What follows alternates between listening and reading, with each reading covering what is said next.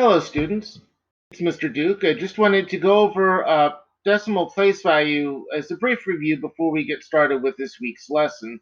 But first, before we get into the next lesson, let's take a look at this. So we have a chart right here that's got whole numbers, a decimal point, and fractional part. So we know that for the whole number place value, we have thousands, hundreds, tens, and ones. And we have our decimal point, and that tells us that anything to the right of the decimal point is less than 1, or fractional. So then we have the tenths, the hundredths, and the thousandths.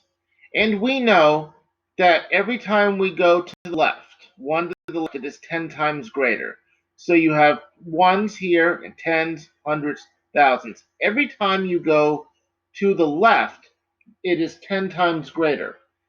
But if you go to the right, say from hundreds to the tens, or the tens to the ones, it is 1/10 less.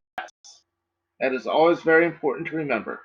So let's take a look at this number right here that I typed. It's $14.45. So how would we figure out what the place value is for this number? So for example, we see the decimal right here.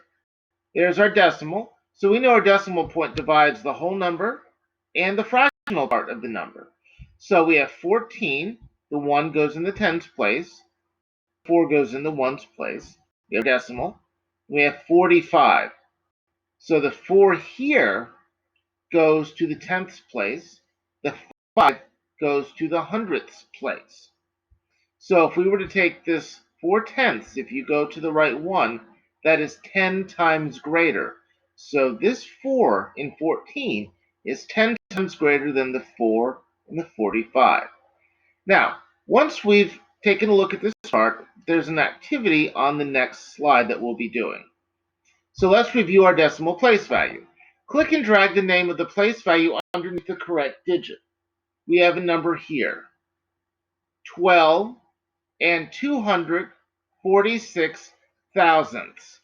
What you're going to do is you're going to arrows like this, and then you can move them to wherever it needs to go.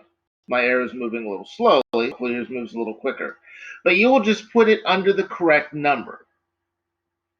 And as always, best of luck in math this week. You guys can do it, and if you have any questions, please just ask your teacher.